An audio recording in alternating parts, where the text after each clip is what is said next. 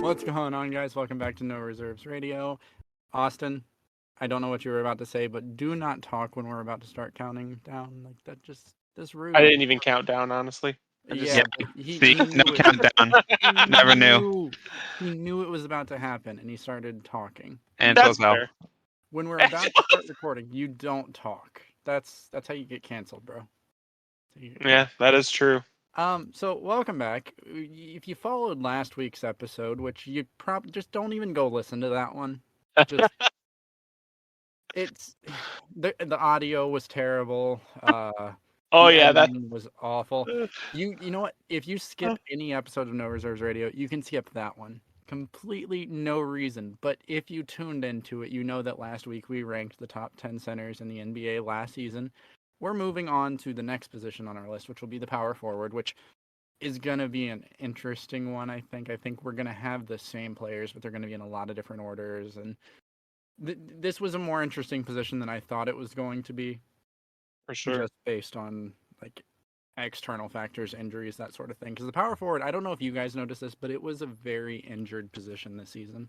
Like as I was researching for this, it was like everyone missed a significant amount of time, and it kind of hindered performance. But before we get into basketball, as we like to do here on the show, we're going to do the question of the week to get kind of the brain juices flowing. And this week I wanted to do one a little simpler because some of our recent questions, like there's been a lot of silence. I don't know if you guys have noticed that, but Yeah, for sure. so I'm just going to ask a really simple question. What is your favorite candy? Snickers, no debate. Snickers, no debate. No debate. I have a debate. It's anything gummy. I am a Okay. When it comes to gummy candies. Okay, I got a story about this because I also love gummies too. I gotta be honest. So one of the ice cream places that is near my place, and actually one of the reasons we bought this place is the exact same different distance from one ice cream parlor to the next. Mm-hmm. So we literally go the same distance whichever one we go to. Anyway, they sell what they claim is a gummy bears flurry. This is just vanilla ice cream and a bunch of gummy bears dumped in and mixed together. That's the gummy bears flurry. That is high quality.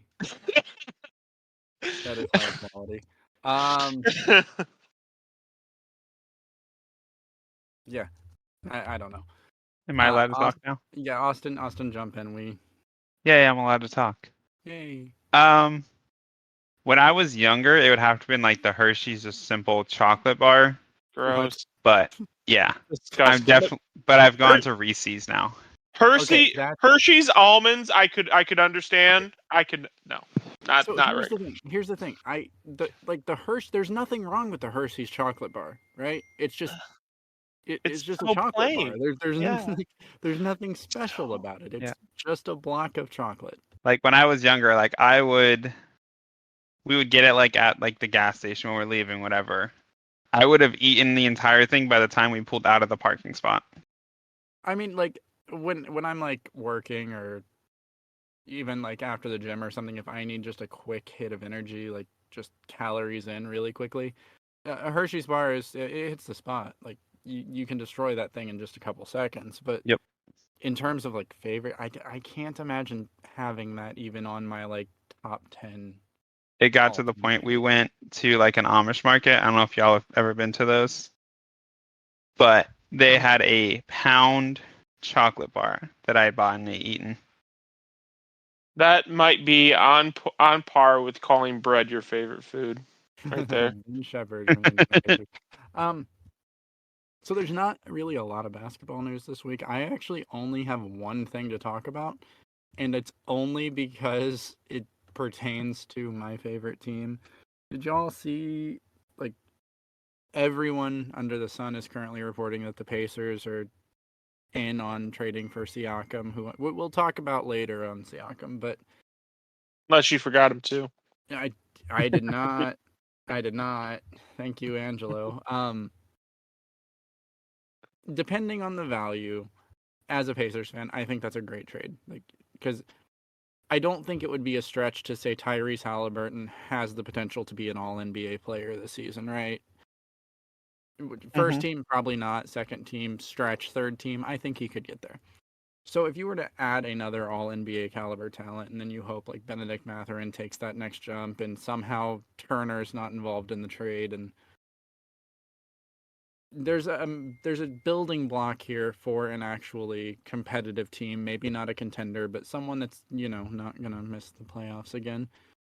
So as a Pacers fan, I would love it. I don't know how realistic it is because the pieces that the Raptors would want, the Pacers aren't going to give up for a 1-year rental of Siakam. But that's all the news there was this week, unless you guys have anything, because I don't. Yes. I mean, Oh, you do? go ahead, Yeah. Angelo. If I'm not mistaken, LeBron announced he was playing this year. I mean, that's not surprising to me. Yeah, I think he said he'd hang it up when he can't give it his all anymore, and that's not the case. Yep. Yeah. Let's go. Another year of LeBron. Actually, instead of just asking while we're recording, Austin just hit the group chat up. Are we going to talk about Summer League? And yes, we will talk about Summer League.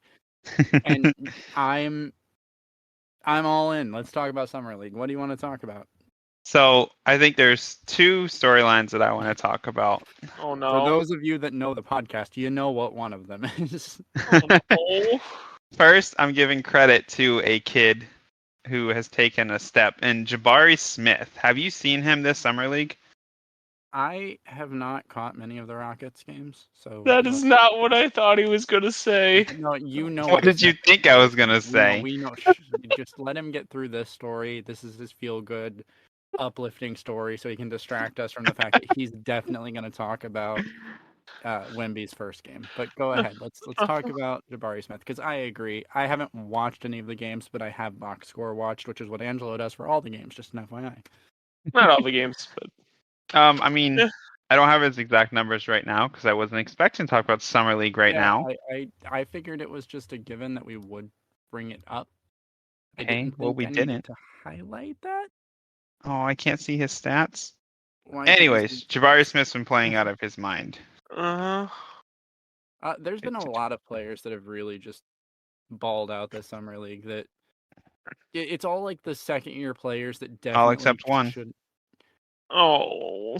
I'm talking about second-year players, third-year players that are like Jaden Ivey. Like that's an Yeah. NBA starter. He should not be playing in the summer league.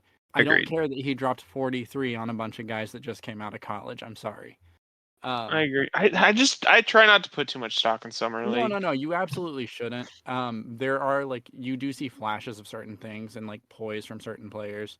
Like I do think that Lively of the Mavericks has looked solid. If you just look at the box score, it hasn't been that great, but he looks positional. Scoots looked pretty good. Brandon Miller's been hitting up and down. Yeah. Sure. Jarris Walker for the Pacers, he looks like the player that we expected him to be. He's a 3-and-D player. Even Wemby, and let's go ahead and talk about Wemby because Austin is probably chomping at the bit to talk about that first game. So first game. The first game was, I believe it was the 5th. I think it was the 5th. Let me pull that up. That sounds right. Yeah, so that was no, that was not his first game. His first game was the 7th. No, it was the 7th. That was opening day. No, that was... Yes. No, because there were Summer League games before that. Anyway. Those were like the exhibition games. Yeah, it still counts. That was the first time he played. So go ahead and talk me through Wemby's stat line, and I'll tell you why it doesn't. Let me get the box score. I already have it pulled up. You're supposed to be the guy that pulls up the stats. Facts. Yeah, well. So, Wemby, 27 minutes, 2 for 13, 1 from 6 from the 3, but he shoots, elite for his position. No, for his side, not his for his size. Get it right. Thank you. You're right. 8 rebounds, 3 assists, 5 blocks, but I mean, you're 7'5" with an 8'1" wingspan. What do you expect to be doing? And 9 points. It was just so lackluster for first overall. But you're also forgetting not only was he the first overall, this was his first overall game against NBA rules, right? And there's a lot of pressure that comes with being the first overall pick. Like, think about the fact that this man has been followed for at least the last year, but longer than that. But in terms of like in the spotlight, it's been about a year. Yeah, And you're but going to tell me I caught some of the game. He just did not. He looked lost. he looked lost. I'll say it. But are we Really? going to talk about the rest of his summer league? His one other game before the Spurs put him down to make sure that they didn't get another bad game out of him. Or they put him down so they didn't get another good game out of him. If he plays 2 games and one is good and one is bad, and he's touted as a generational prospect, and this that we saw in the second game, that's who we've seen his entire Euro career. So if this is who we've seen the entire time, Austin, why do you think this isn't what we're going to get more of? Why do you think it's going to be the outlier game? Hold on, let me find the other game. And 9 for 14 from the field, 2 for 4 from 3-point, 7 for 12 from the free throw line, 12 rebounds, 1 steal, 3 blocks, 3 turnovers, 1 foul. He had 3 blocks and 1 foul in 27 Because he has an 8-foot wingspan. After you guys are done duking it out, I have a little side tangent about he could cornet contest and actually touch the ball. Right. But why would you think, like, even if he doesn't score, just on the fact that he's going to go get you 3 blocks a game, which would lead the NBA in blocks, that's enough. But we know he's not just going to do that. No, I don't think that's enough for a first overall. I don't know how much more you want from the If guy. you're only contributing 3 blocks, that's not Yeah, but impressive. we know he's not going to contribute only 3 blocks. He's going to get rebounds just Do because we? of how big he is. Because he had a good game and a bad game. He had a bad first summer league game. Hold on, Angelo, go on your point. I got to look something up. No, this is going to be for after you guys are done duking it out. But Austin, what? So, what this kind of pertains to my overall point, but kind of doesn't. What does Wemby have to do to impress you? To impress me. To impress you, yes. What does this probably like 18-year-old dude to 21-year-old dude have to do to impress you? Win an MVP. Win MVP. That's the bar. Not saying in his first year. I mean, Rehn said he's going to make it to the NBA Finals, not this season, not next season, but the season after that. Yeah. I fully believe it. All right, let's see. Did you find what you're looking for, Rehn? I think so. Okay. Can we continue to? All right, hold on. I gotta go. Okay. I gotta scroll through real quick because I'm looking for one that's relevant. Would you consider? Would I consider? Would you consider David West a decent NBA player? Sure. He had a terrible summer league. This goes back to my overall point of we really shouldn't be looking at Wemby summer league performances through a microscope. No, absolutely not. I'm just saying, like, the narrative. This is getting kind of ridiculous, guys. The narrative that Austin's trying to spin that he was shut down so he didn't have another bad game. One, it doesn't matter because, like, we have future All-Stars who have had terrible games. We have future All-NBA players that have had terrible games in the summer. I think it kind of matters, but not because of the reason you guys are saying. I think the more likely reason they shut Wemby down is because they don't want to risk his health, especially at his size. Like, you don't waste it in an exhibition game, but Brandon Ingram had a terrible summer league. Jaylen Brown had a terrible summer league. That's irrelevant. But the fact is, if we're going to judge them off summer league, because if we're going to judge a bad game in summer league, right, and not only Austin, but other people are doing it, like, we are already seeing, like Facebook reels that are, like, times that you turn the ball over or whatever, because if you're the best player or get that tag of being a generational prospect, you're going to get that, right? Sure. But if we're going to look at that bad game, why are we not also looking at the happens good game? to LeBron all the time. That's the point I'm making. He dropped 50, but then he had a turnover and Like, oh boy. If you're going to look at one side, you have to look at the other, and you cannot say that the outlier is the norm. If he's been doing that, if he's been having games like that consistently whenever he plays basketball, sure, you have a point. But are you really going to tell me the competition in the summer league is that much better than the competition he's been playing against already? So here's my problem with that. Overall problem with that is that once again we haven't seen this man play an NBA game. So I would like to reserve judgment until he actually plays an NBA game with NBA regulations against NBA players actually trying. Please. Absolutely. But I'm just saying, if we're going to talk about his bad game, we have to talk about the good game, and we cannot pretend that one weighs more than the other because he hasn't stepped foot in an NBA regular season game. You are absolutely right. Yeah, I But get to that. say And that based on the summer league, this is what he is. No, that's no.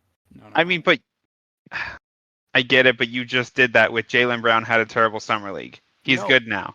That doesn't mean terrible summer league equals good player. No, I'm saying that it's irrelevant that he had a bad game. It's irrelevant that Jaylen Brown had a bad summer league. It's irrelevant that Brandon Ingram had a bad summer league. It's irrelevant. Say what you will now. Okay, so when I say this, is it irrelevant if Wemby completely balled out in the first two games? No, I think that would just be what we expect of him. But why is that? But if that's a double standard. You can't say if they're bad, it's okay. No, but if it's good, it's like, oh my God, he's what we've ever wanted. Homie, Kobe had games where he shot terribly and Stop played pulling terribly. the greats of the greats or the really good players.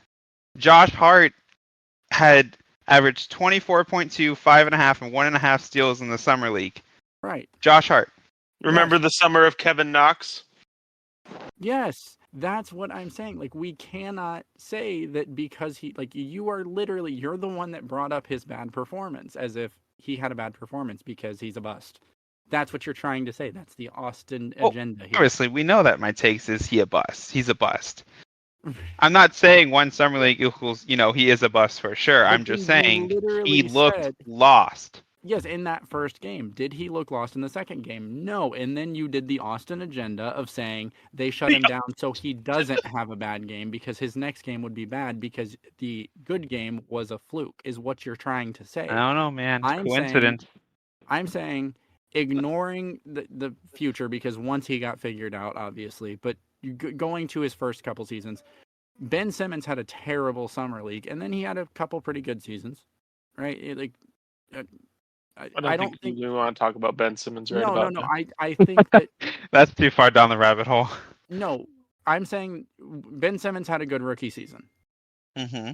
I don't think anyone would argue that. Like, he wasn't show-stopping, but he was good, and then performance wasn't telling of who he was going to be. Brandon Ingram is a fantastic NBA player, but he had a terrible summer league.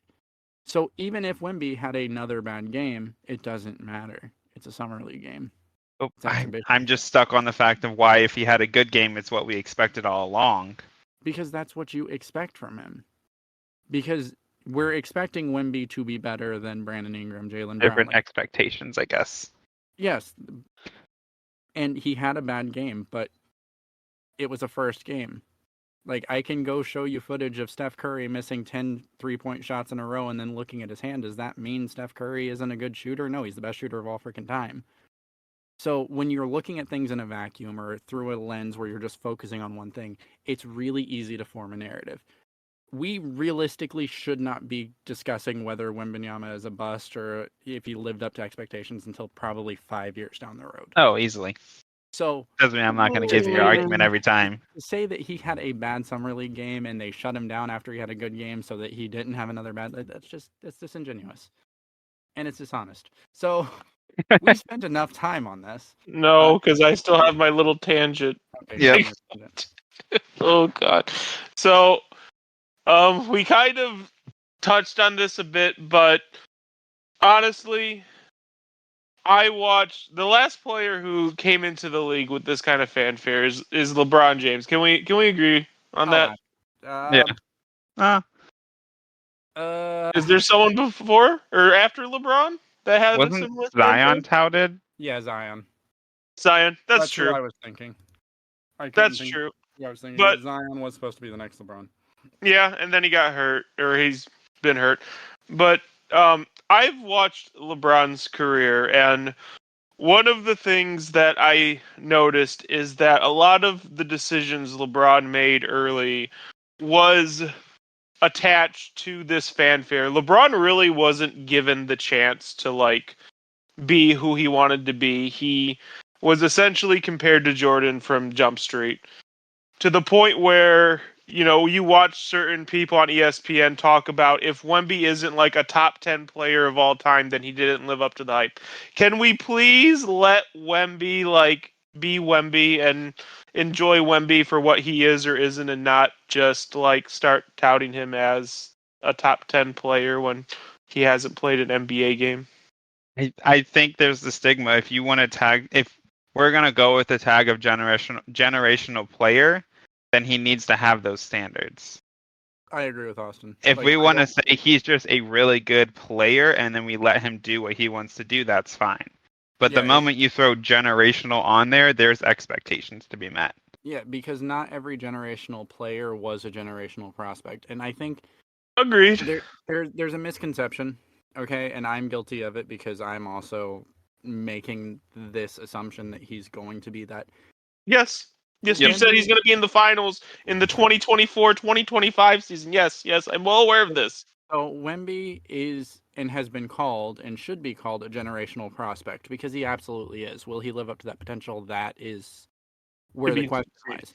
Yes. Because That's where the fun is too. even you cannot deny, to be as big as he is and have the handle that he has and the shooting ability that he has, the defense, the passing, everything about him, it's generational. Will he develop that into an NBA player? That's a good question. So is he a generational player? No. Is he a generational prospect? Yes. Will he be a generational player is the question we're asking. I think I Because like the not separation of yeah, prospect and player. and it's difficult because we use the two interchangeably, right? Yes. Mhm. Because some players are not, like Kobe was not a generational prospect, but he was a generational player. Yes. So But that's the thing, like players like Kobe and MJ who didn't come out to this fanfare was allowed to develop their game, work on their game without it being like you're Without the not living up microscope. to expectations already. right, Like, we just had a segment where we pondered if Wemby is living up to the expectations of the 101 off of 2 summer league games and being held like. okay. So To be fair, that was me.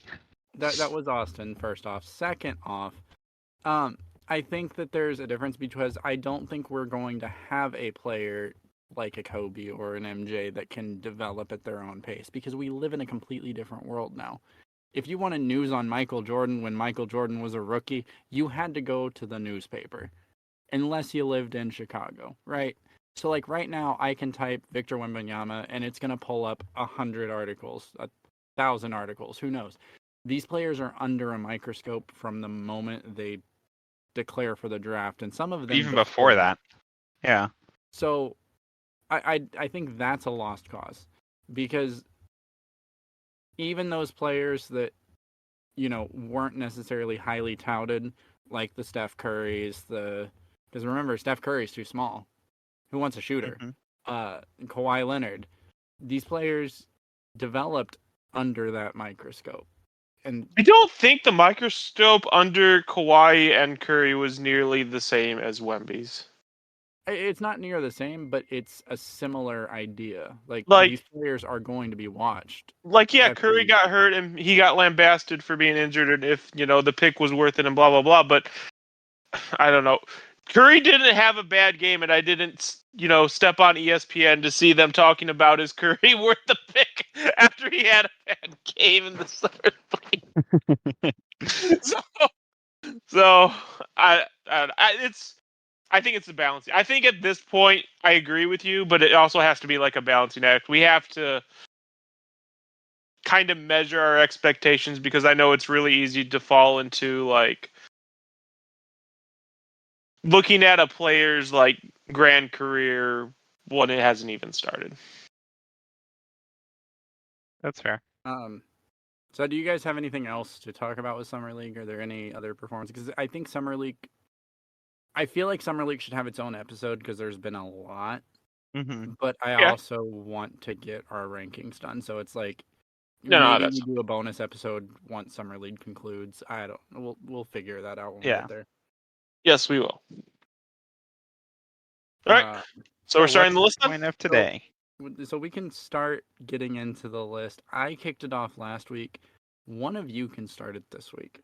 For some reason, Rehn not wanting to start off the list was the most Does not predictable. bode well. Yeah.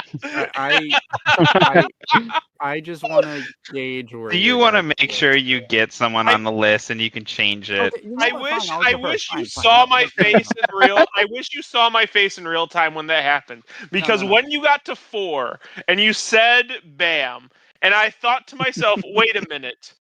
There's AD, There's there- a clear-cut 3. there's Jokic, and there's Embiid left still." That means my eyes got really huge. When I made that realization. Okay, so I just want to clarify real quick. The moment you said you're forgetting someone, I instantly realized who I was forgetting. No, you didn't. Yes, I did. No, it was not until I said I was going to expose you that you said, "Wait a minminute." Yeah, and that's when I was like, oh no.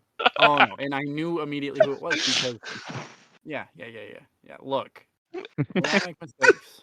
It's fine. We I do owned all up make to it. mistakes. I have owned up to it. I guess I will start because honestly, No, I'm starting. now you're starting. No.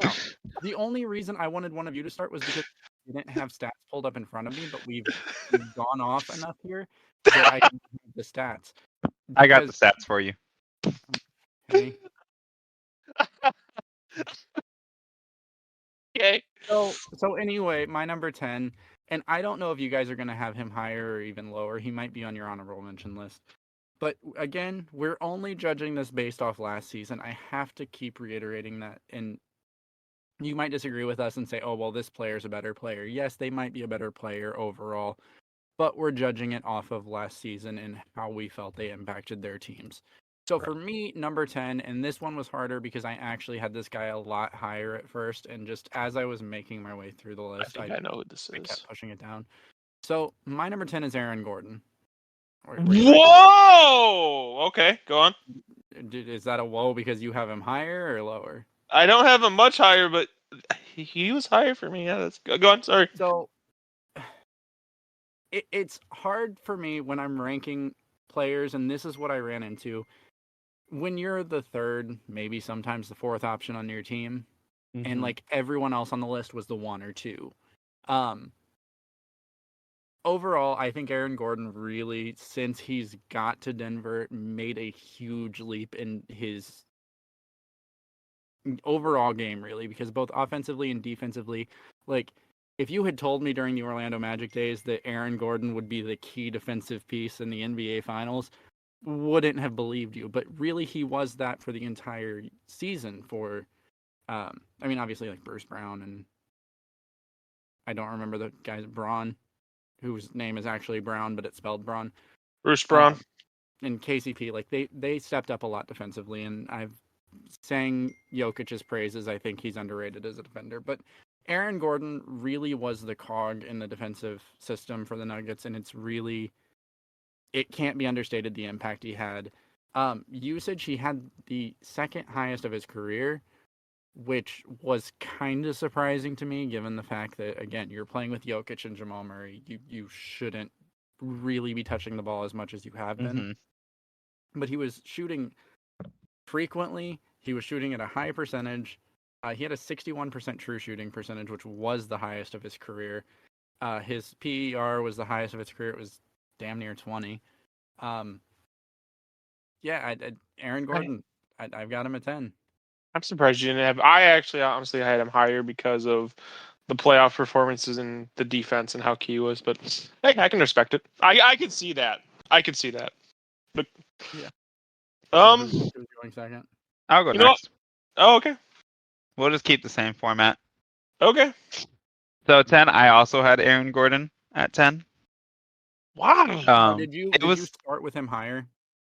Wow. So I did my list differently. I I wrote down everyone's stats, and then as I was throwing two, I would like plug them in. So I kept them static, but it was a real toss up between him and my number 9, which I'll get to when we get to number 9. I'm wondering if we have the same 9. I think We we might. probably all have the It was same very 9. I close. hate to say it. But I mean, you kind of hit everything. I tried not to factor in his playoff performance, but I think my bias slipped through because I So think you put that's him at what 10? I put him at 10, and that was with his playoff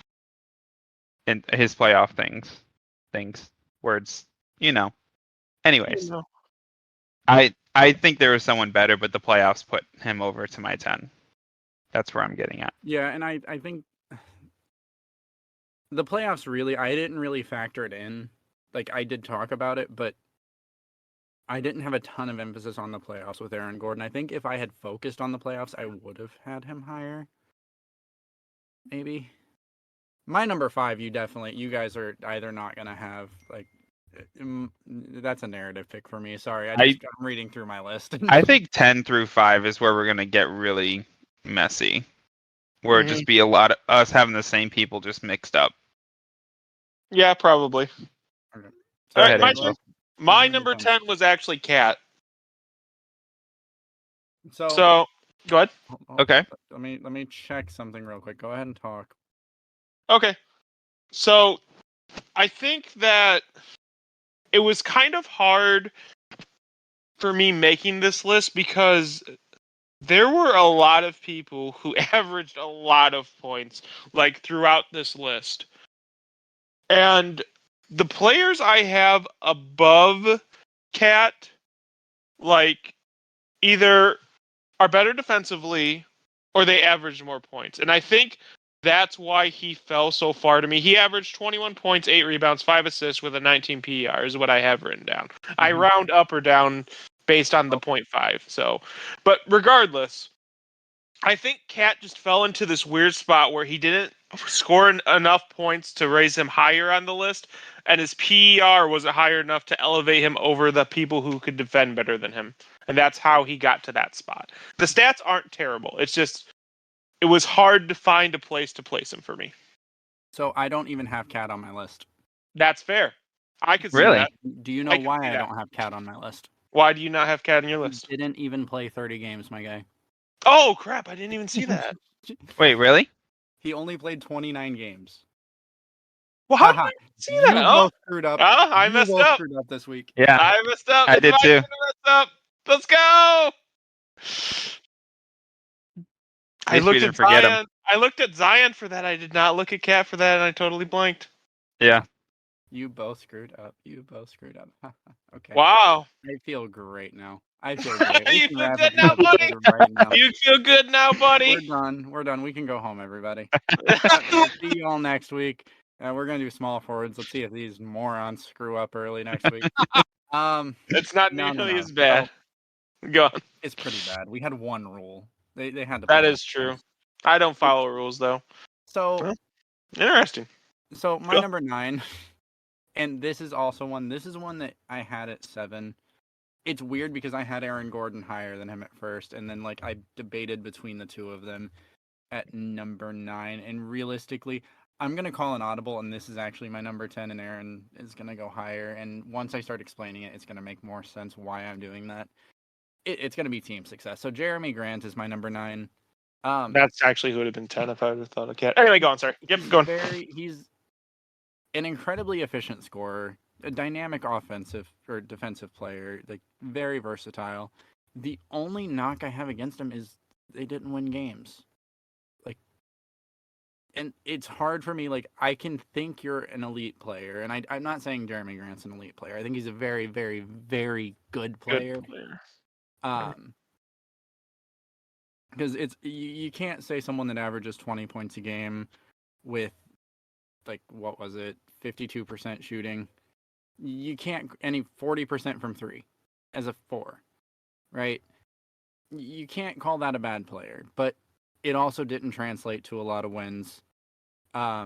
His advanced metrics were pretty solid.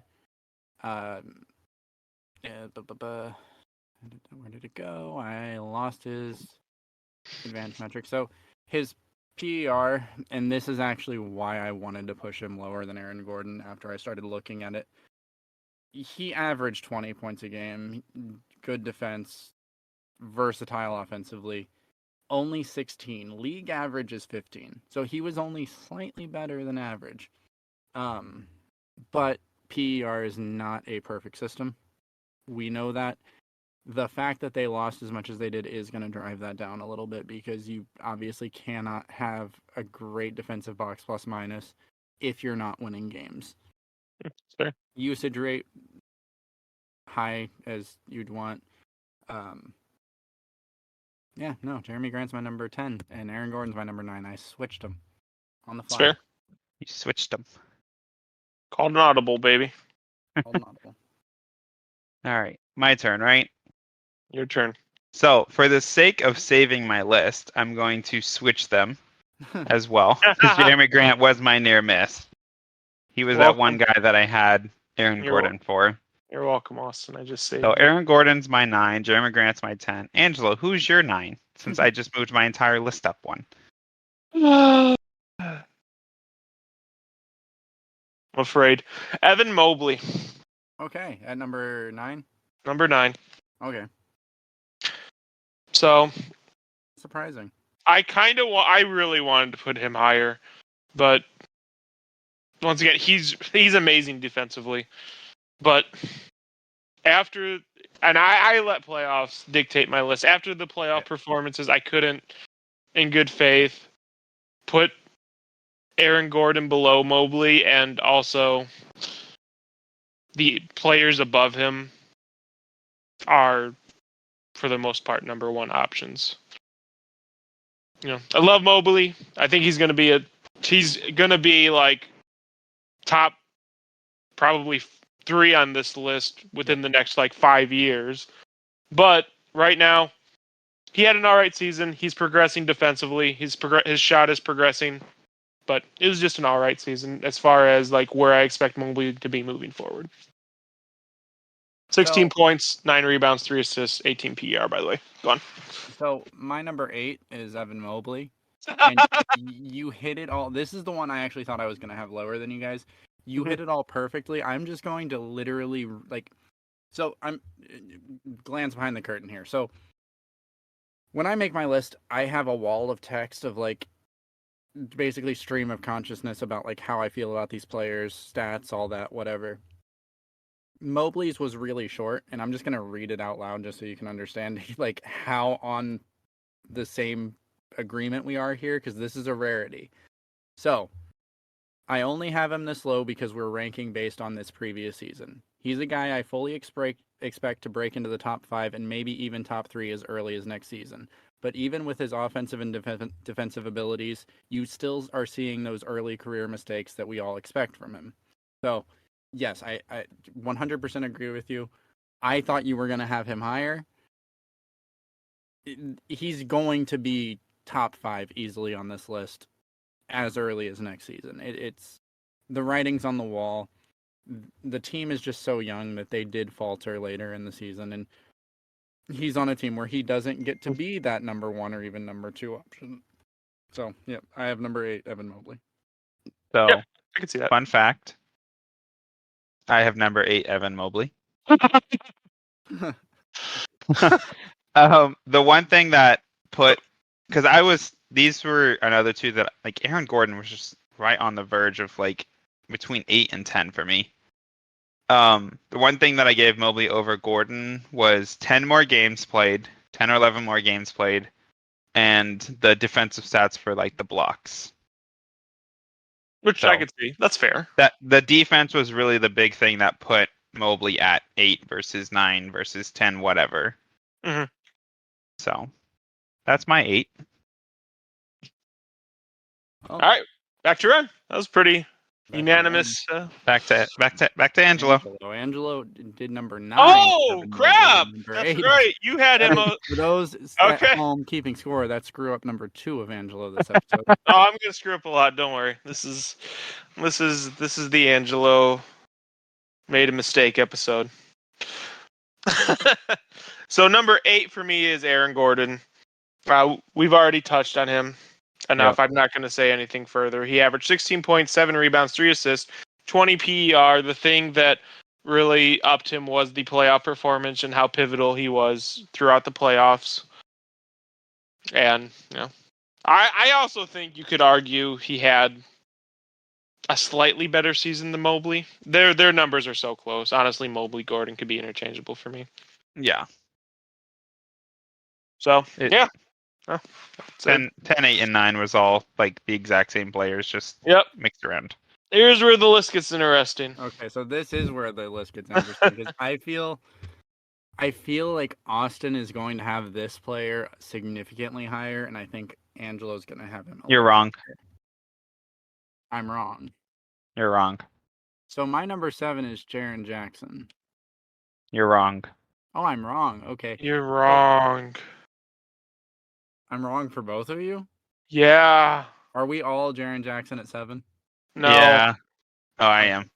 So here's the thing about Jaren Jackson is he's legitimately one of the best defensive players, if not the best overall defensive player in the league, right? Mm-hmm. We're in agreement there. My issue I ran into is he only played over 30 minutes in a handful of games because he got into foul trouble so much. And availability as a defensive player is the critical point for a defensive player. Like if you aren't on the floor, you're not helping your team, right? Like you're not like a shooter, you just scored 30 and then you go to the bench and your team's sitting on that 30. You have to actively be participating to be an elite defensive player. And while he is probably the best defensive player in the league, He is just wasn't on the DPOY. bench. Yeah, and you see that whether you're looking at the box score or you're using the eye test and watching games. Jaren Jackson is the best player in the game defensively right now, Mm-hmm. at least for last season. But you have to be on the floor, so that's why he was my number 7. Because if he had played more minutes, like I had him as high as 4 at one point, but then I saw the minutes and I couldn't. That's fair. For me, the reason he was at 7, because you do know that I love Jaren Jackson Jr. Yeah, that's why I'm surprised. The big reason for me was the stats. Like defensive aside, looking at my 1 through 6, I just couldn't justify his points and everything else being above them. So let's break that down real quick though, because how much do you think this is gonna be weird? This is gonna be meta. We're gonna again peer beyond the curtain here.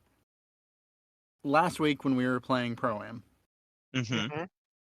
I had a phone call. I took it. I stopped playing actively. I was only really playing defense. For those that don't, I'm the point guard on our 2K team. I wish you would have said something because then I would have made a more conscious effort to take the ball. But anyway, go on. Sorry.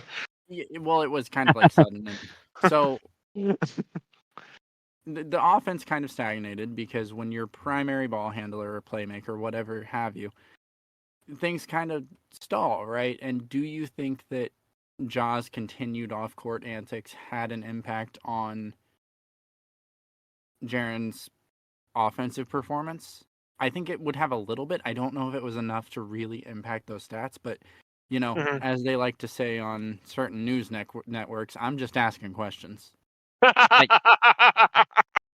think it did, but also he had a career year in scoring. He averaged the most points he had. He averaged, what was that? His best field goal percentage, almost his best 3-point percentage. But he had a great year, even with the on-court, off-court jaw stuff. But I just I have a almost 7-point difference between my 7 and 6. Yeah, I think the point differential after this is huge. Yeah. And that's why I couldn't justify him up, even though I love him and his defense is amazing. He plays the game the right plays the game the right way. He just plays a game that no matter what kind of basketball you like, if you're building a team, you want him on your team. Yeah. He's something to build around. Not a superstar, but a solid piece to build around. Yeah. Also, fun fact, his nickname is Block Panther, and I like that. Oh my god. Angelo, what's your number 7? So it's Pascal Siakam. Oh, way lower than me. Whoa. Yeah. Holy crap. Yeah. Go ahead. So I'm real I- curious about top 5. huh? I'm real curious about your top 5 now. Mm-hmm. My top 5 is like I said. I think this is where the list gets interesting. I think top 2 So- is. I think top 3 is set in stone, honestly. Yeah, no, 100%. I think that's set in stone. I think generally, top too. 4 is set in stone, but Top 4? I don't think top 4 is set in stone. It's definitely not because keep going. Anyway, 24 points, 8 rebounds, 6 assists, a 20 PER. Those are great numbers. It's just the people above him. This is going back to Cat. The people above him score a little bit better, and the one person I have above him, which is going to come back very nicely, is a better defensive player. Pascal, great season, but he just missed it by not much, honestly. I just. That's fair. I mean, we're definitely going to circle back on Pascal. Yes. Don't you worry. Yes, we are circling. Yeah. I'm leaving We'll get some there. room for you guys. I'm leaving some room for you guys. You're welcome. You're welcome. Number 6.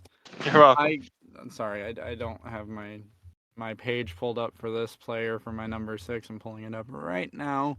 You're good. I got a little distracted by Angelo's shenanigans there. Well, always does so- shenanigans. My number 6. Shenanigans. My number 6, and this is one I think you guys probably have in your top 5. Julius Randle. nope. No? So do you have him at 6? Yeah. So our lists are oddly identical. Yeah. Okay, so if you were to write a dictionary definition for questionable shot selection, Julius Randle's the picture you put next to it, right? But he does make it work to an extent. He's a large part of the reason why. I don't want to discredit Jalen Brunson or anything like that, but Julius Randle has been a large part of the reason for the Knicks' success thus far, including this season, which I think they did do better than any of us anticipated, right? For Yeah. sure. We're agreeing in Definitely. that. For sure. The Knicks, you don't have high expectations. And Austin should probably never go near New York now. Yeah, he just got kicked from New York right there. Yeah, so surprisingly for me, I mean, I guess not surprising, the usage rate for Randall was absurd. That's really what kept him from going higher for me, and that's kind of what I was going to talk about with Siakam, because I think with Siakam, the usage rate is justified. I don't think Julius Randle is efficient enough to justify that high usage rate. It's just someone has to take those shots. And it's not going to be RJ Barrett, right? Oh, you just got kicked out of New York too. He had a solid PER. Let's go to New Jersey. He had a solid wow. He had a solid true shooting percentage. Advanced stats, he was actually very good. It's just he wasn't better than the 5 I have ahead of him. He's good, but he's just not that good. Yeah, it's. What do you have to add to Austin? So, I'm not gonna lie, my 4, 5, and 6 again were all toss-ups, but I think Randall is here solely on bias. I think I put him the lowest I could based on justifications I said with Jaren, just for the fact that I've never liked Randall as a player. I think he was overrated when he had that great season, and he's kind of slowed down since then, I believe, or at least leveled out. That's tough. I don't know. Well, no, he had a better not the season that just passed, the one before that. Yeah. He fell off, and then he's starting to come back. But it's personal bias is why he's at 6 and not higher for me. Yeah, I agree. So Angelo? who's your 6? Who's my what? 6? 6. Angelo's not even paying attention to the podcast right now at all. He's watching Dragon Ball Z or something, just so you know. Actually, I did finish watching that movie. Jesus Christ, you're not supposed to actually do the thing I'm saying to do. Dinosaur. I So- was making a joke. But you were making an accurate joke, And so I had to. then you told me that my joke wasn't a joke. Thank you for that. Yep, That's- you're welcome. I have to okay, ruin it. who's your number 6? Mine was Jaren Jackson Jr. and we already talked about him. Yeah, that's... Okay. So do you not have anything to add to Jaren Jackson? Do you have any?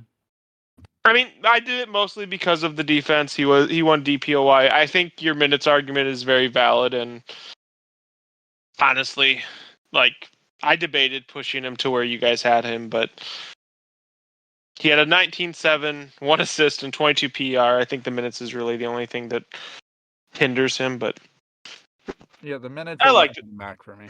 Huh? Yeah. The minutes are what held him back for me. So, top 5 time.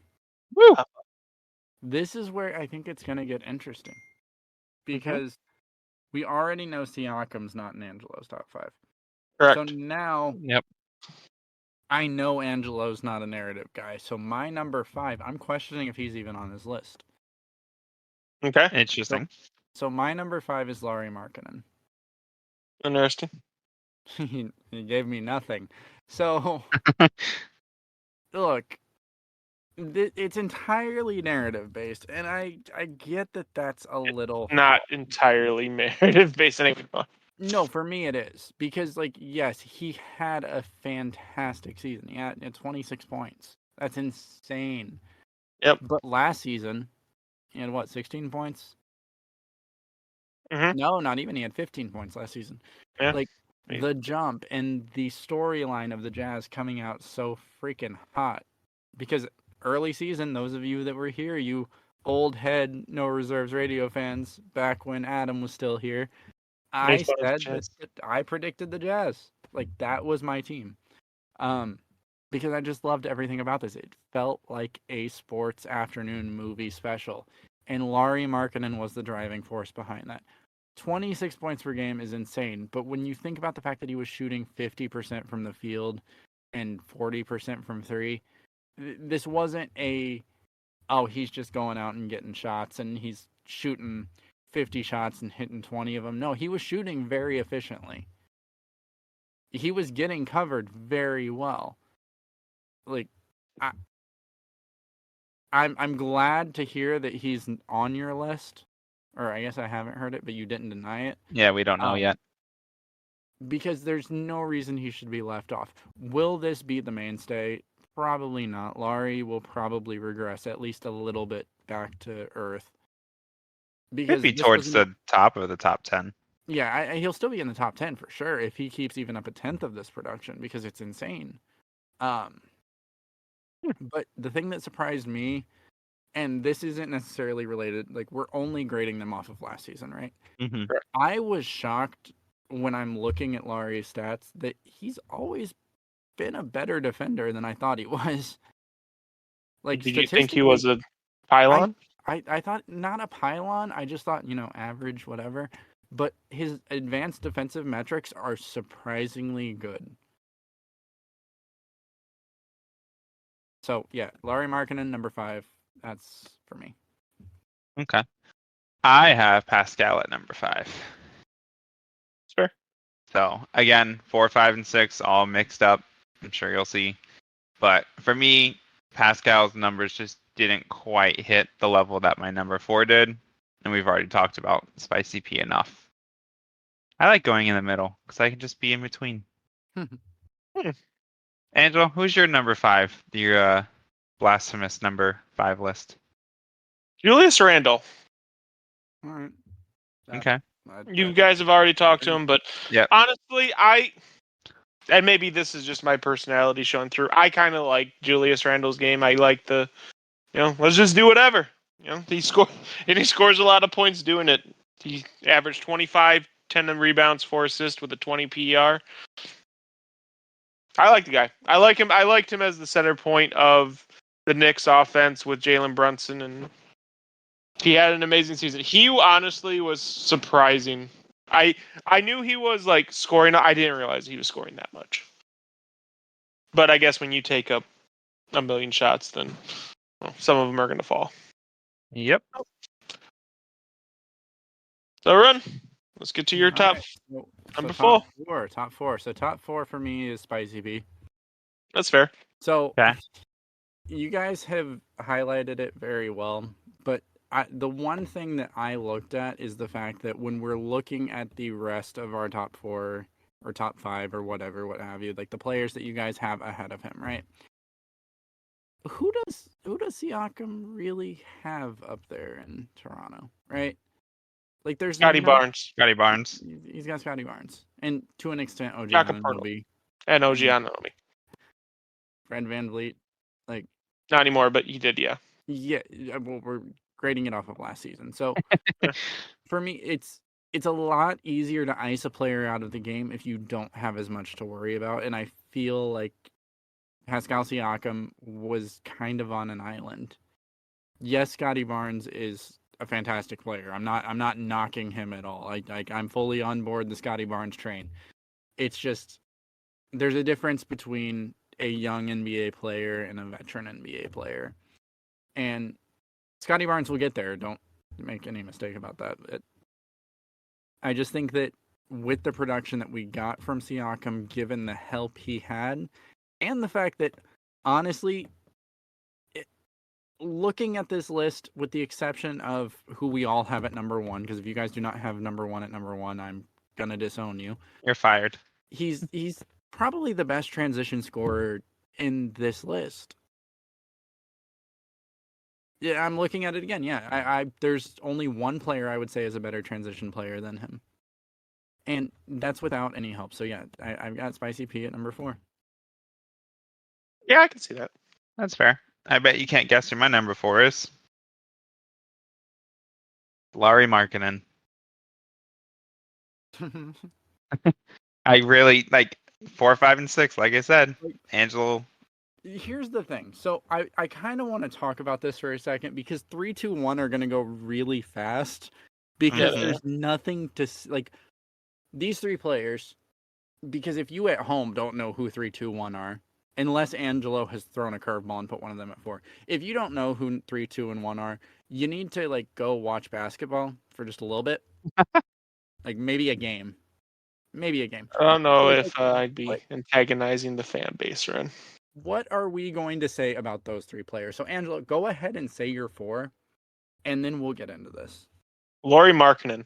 Okay, yeah, that's who. Like, with what was left, I figured you either left him off the list or you put freaking Zion here because you didn't follow the rules. No, I specifically looked at Zion's games played. Yeah. But for some reason, Cat just... Yeah, we were talking before. Zion, we both knew. Cat just completely slipped it. Yeah. So, yeah, Lauri had a great season. He deserves his flowers. Like you said, this list is based on, just last season. It's not on legacy. It's not on what he's done before. It's not on what we think he will do in the future. It's just this year. Lauri had a standout season. He had an amazing season. Okay. Top 5 worthy. So are you guys ready for the top 3? I think I might have a different top 3 than you guys, but only... I think you might have one different. Yep. Yeah. I think you have one different. I think we have the same number 1 because if we don't have the same number 1, I'm seriously going to be upset. Like, I'm going to be really upset if we do not have the same number 1. So number 3... I'm not going to lie. Before we start, I'm switching my 2 and 3. Just looking at it. Oh, no. I've debated it. So maybe we want to switch to the same thing. I'm not going to. Because, I think 2 and 3 are pretty interchangeable. I think the gap between 2 and 1 is massive. At least this season. Career longevity, absolutely not. This is very close. But off of last season, massive? 2 and 3 are close. Yeah, based on last season alone, absolutely. I would say large, not massive. Yeah. One of these players is old. One of them missed a lot of time with injury. It's massive. That's okay. So... with that said, number 3 for me, LeBron James. Fair. Yep. What? Okay. Do you want to know why LeBron James is number 3? Do I really need to talk about this? Because you don't like LeBron. No. Yeah, that was it. We're talking about a player that's 39 years old, and he's still one of the best players in the game. He's still a legitimate MVP caliber player. Yep. One of the greatest of all time. And you Yep. want me to explain why he's number 3? all Sure, three go of for these it. players, all 3 of these players were in the MVP conversation. Yep. At the 4. Yeah. I'm Yeah, not you're gonna, right. I'm not explaining why LeBron James is number 3. Hey, I don't blame you. Austin. So I did a switch up, and for 3, I'm putting Kevin Durant. Okay, so that's what I was debating doing.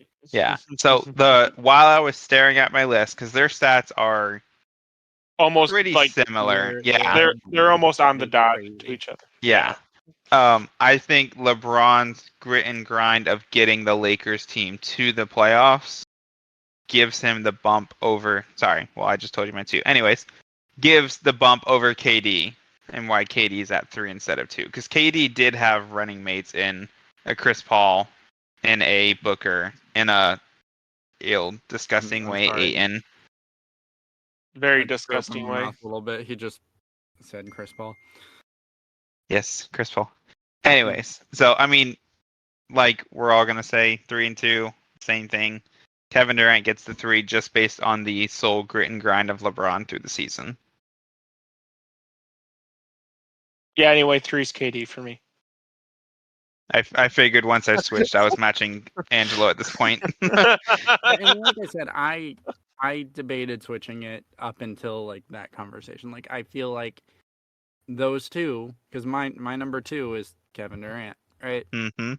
I don't think either of those is a wrong answer for 2 and 3. I think No. that No, we no. all agree that they were very eerily similar statistically. The on-court expectations were very similar. The production was very similar. While I'm going to disagree and say that KD had more help. I think that he had more consistent So help. okay, I'm gonna argue why you should have had LeBron at 2, just from your personality perspective. Okay. What is the biggest difference between LeBron James and Kevin Durant's stats? I would have to pull up each of them right here, but I would guess it's the fact that LeBron James is hands down a better playmaker than Kevin Durant. More Correct. rebounds and assists. Yeah, more rebounds. So, as someone who is a facilitator and who is a passer and who does weigh playmaking more, why would you not have LeBron over KD when LeBron, like you said, basically has mirror for mirror stats with Kevin Durant? I don't know, honestly. That's like I said, I debated switching it. For me, it's not necessarily 2 and 3. It's 2A, 2.5. 2B. Like Yeah. I think they were so close for me that like if you want me to switch it, I'll switch it. Like I don't like you want me to argue for putting LeBron over KD? Okay, LeBron was over KD. Like I don't have an issue with either of them at 2. I think that they both had fantastic seasons, and any other year I would be arguing for both of them at number 1 here. But the guy we have at number 1 is so far above them right now. So yeah, I can't argue for KD over LeBron or LeBron over KD. I think it's too close to call, and I would put both of them at 2 if I could. I'm just Okay. asking questions. So, from my perspective, hold on, because now you got me curious. Why in my head I know why I subconsciously put LeBron at number 2 because I wanted to, At number 3. or 3, yeah, because I've been a career LeBron hater. I am about to And say, Chris it Paul. wouldn't surprise me if you looked at that and said, oh, LeBron, move it down one. Yep. So hold on, there's a few things I want to look at real quick. So if you have something to talk about for just a second while I get my stuff up. If you don't, I can ramble while I'm No, looking. I got it. Okay, thank you. My argument for why I put LeBron over KD is solely the fact that if KD had to miss any time, that Suns team is making it to the playoffs. No matter what. You don't think the Suns teams were making it to the playoffs? Oh, that's a tough sell for me. You don't think they go 10? They can't get the 10th seed. A 10 seed, yeah, 10 seed's not the playoffs. That's though. the playoffs. Play-in. Okay, Play-in. it's same thing. No, it's not. It's not. It's not at all. I think it is. You can think that. Well, I mean, that I doesn't say make it I right. say it. I think it is in a way that expecting KD to come back for the play-in. If KD's back for the play-in, is that not they're in the KD's playoffs? getting you into the playoffs. You're not getting into the playoffs without KD. I mean, you're not getting to the playoffs I without can think play-in the sky without the is- record. I can think the sky is green. That doesn't mean it's green. You can think 10 seed is the playoffs. It's not the playoffs. Anyways, if okay. LeBron is out, the Lakers aren't going anywhere. So, I don't have a justification. I'm just going to say Kevin Durant had a higher PER, so I'm going to justify it. Like, dude had a 26.2. Yeah, it was impressive. Not as LeBron impressive had as a- number one. 23.9. Sure. Okay, you know what? Absolutely. KD, that's why I have KD above it. But in realistic terms, I think both of them are interchangeable at that position. That's fair. So number one, I swear to God, if one of you like throws a curveball here, I'm done. I'm just. Who's your number one? My number one is Giannis. Kyle Kuzma. I'm kidding. That was the fastest I ever posted like a job requisition for a co-host for a basketball podcast where I was like looking to replace you. Like What were you gonna DM Adam? Adam would have had Melo at number one. No, it's Giannis. It's Giannis. Okay. Angelo. Giannis. Confirm that we're not terrible at our jobs. So again, like this one, I think as we get later into it, like I think the 4 and the 3 or the 1 and the 3 are going to be the most interesting ones because there's a lot of flexibility there. Mm-hmm. But Giannis just was that guy. He was that dude. He was actually him. He was the real him this season. It's kind of funny because you lost to the Himmening in the playoffs. What happened last year in the playoffs against the Hemmening? Did the Bucks win 4-0? Someone want to fact check that for me? I got you. I want to say the Bucks swept the Hemmening last year. Do we forget about that because the Hemmening had Gabe Vincent and Caleb Martin get hot at the right time? Are we gonna forget that? Well, let's not forget Jimmy averaged like 37 against them too. Yeah, because they were shooting lights out, and you can't collapse on that. Let's not predict. Can we stop the narrative? Like the Heat regress to what the Heat were. They were an 8 seed. They got hot at the right time. Let's stop pretending it was more than that. It wasn't the Hemmening. It was Gabe Vincent shooting damn near 50%. Okay. Does Gabe Vincent shoot like that normally? No, that's why they were the 8 seed. Was Well, not maybe. last year, but the year before when the Heat were the 1 seed. It was. You're the stats guy. I'm checking the playoffs, and they never even faced the Bulls or the Bucks. I'm just gonna say you're looking at the wrong team. Who do you think Giannis plays for?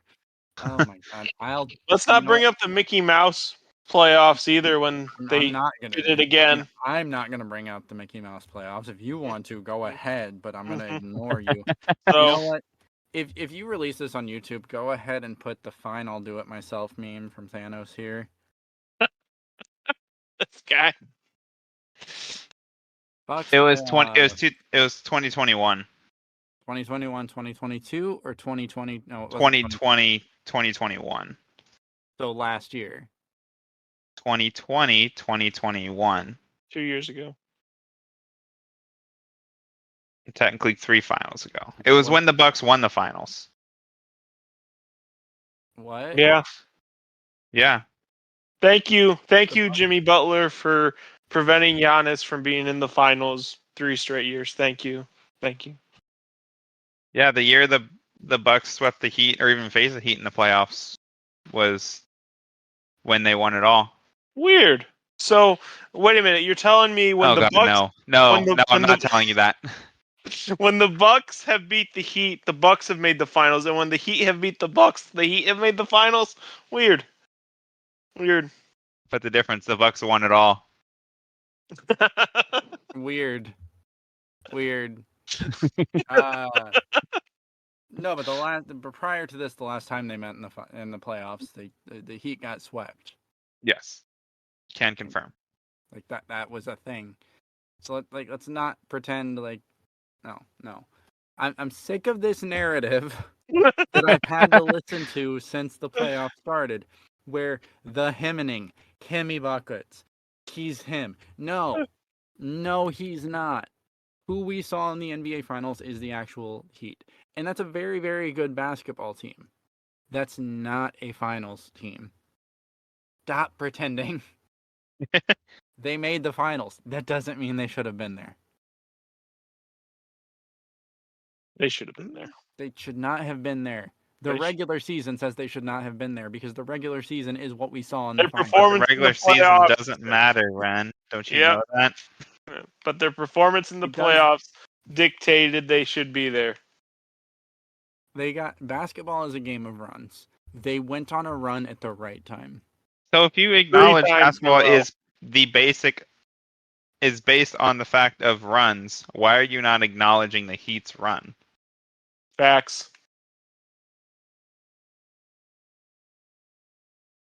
Angelo, go ahead and insert like a cricket sound here. I think he audibly did it anyway. I am so sick of hearing about how Hemi Buckets carried them to the finals. No, he didn't. Which is his shirt out yet? I need to get that. Let's see. Could you confirm for me, Austin? This is very important. I mean, I'm sure you can find it on like Teespring or something. Yeah, there's a bunch of like non. But like, why? You might as well get a Gabe Vincent for MVP shirt. You can get a Hemi hoodie. Oh my god. Ooh. What was that, Ron? I got nothing. So, Giannis Antetokounmpo is my number one. There's just no player like him in the league right now. Agreed. Look, I'm depressed. Other now. than I had to think about the fact that the Miami Heat were in the finals. I don't have anything more to add on that. I mean, 31 points per game. Oh, thank you. Rounding up 12 rebounds a game. Rounding up 6 assists a game, 29 PER. Giannis was something else this year.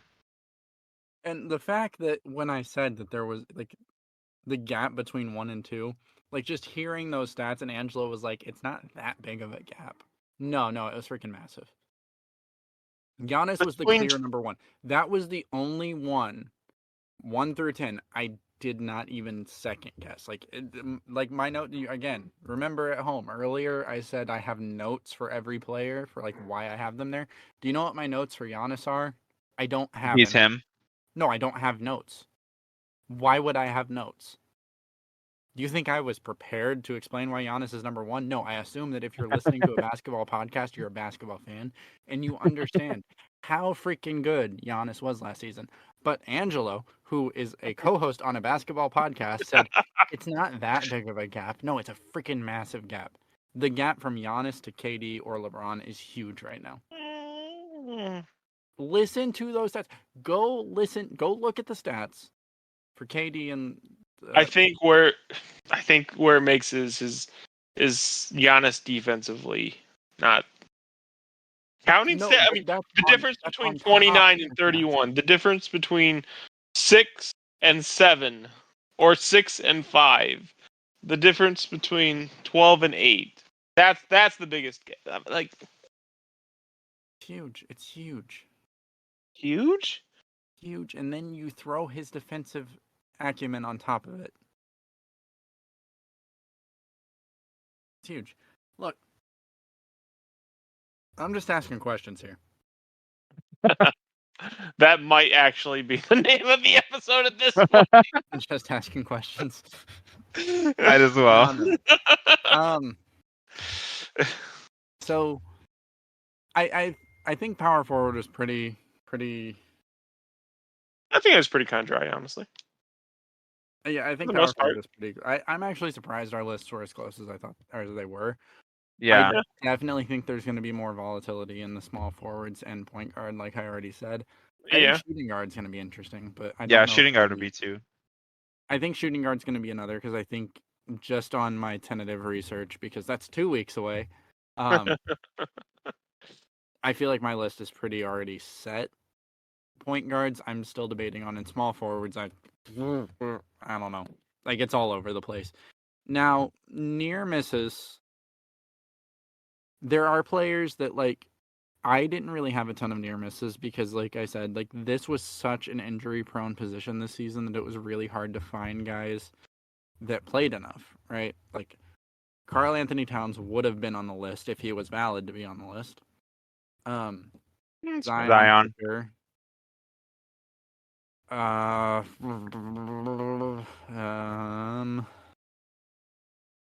Paolo Banchero. Banchero, I had him and Kuzma He were was like my near misses. Kuzma. I Even was to the Cam extent- shots. Go So ahead. I have like, I don't want to say nostalgia, but I had nostalgia for the early season, and Christian Wood was for some reason on my early top 10, and I was like, nah, I'm not that much of an idiot. I'm up there, but I'm not that much of an idiot. Okay. He wouldn't have even qualified. He would have qualified with the centers. There's someone else. I deleted it. Grant Williams is up there. Is Tobias Harris a 3 this year? So that's the thing is, so What's it for? At least on the website. he's listed as a 4. I didn't put this in the chat, but I'm considering him a 3. I mean, So- he's listed as a 3 on the website. Oh, he is? I thought it was listed as 4. I thought he was listed as No. a 4 as well. Because For last year, it says for like the year just passed, they have him at small forward. Okay. That's wrong. So, yeah, and then there was a few others like Harrison Barnes where he was Mhm. close. John I- Collins was iffy, but I couldn't just like he wouldn't even probably make top 15 this season. I feel like from 7 back, it just gets a lot It's more. murky. Yeah. Yeah. Like that's why I'm surprised. Like we were basically spot on each other's list, just different orders. Or because yeah. there's a lot of variables that went into that 7 to 10. Like 7 through 10 was the same kind of just mixed up. 4, 5, and 6, and then 3, 2, 1. Yeah.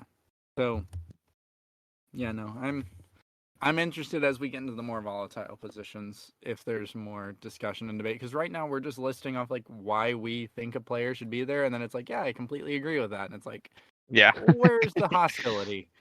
That's I'm not excited normal. for the We're point supposed to guard yell at one. each other. Point guard is going to be, God. You already know. I know who Angelo is putting at number 30. Followers of No Reserves know what's going to happen during the point guard episode. The point guard episode is going to devolve into a debate about Trae Young is what's going to happen. And maybe even Dame, who knows? No, that's, I Ooh. don't Maybe Angelo will like, give Dame style points for leaving. no, because we're talking only about last season. But even Angelo is not dumb enough to not rank Dame. Trae Young is not on his top 10. I'm telling you right now. He will have Pat Beverly over Trae Young. And he will try to justify it. Defense. Not a pylon.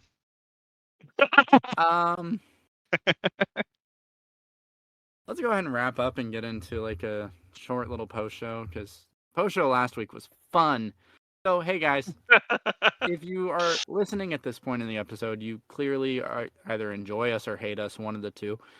Either way, follow us on social media. It's No Reserves Radio. No Reserves Radio on all platforms. Austin is actually posting things. You'll see Rehn catch some strays from last week's episode. It's a fun time. Did you post that meme, by the way, Austin? He did. He did? If you hate us, hey, give us a hate like. You're listening, so you might as well go like trash talk us. I don't know. Do whatever you want. But follow us.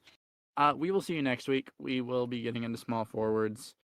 Austin will have his new setup, so audio quality should improve. Hopefully. We'll find out next week. Tune in next week to find out if our audio quality improves. But thanks for listening. As always, see y'all next week. So I guess I should just stop it here and start it. Yeah, that'd probably make it a lot easier. Yeah.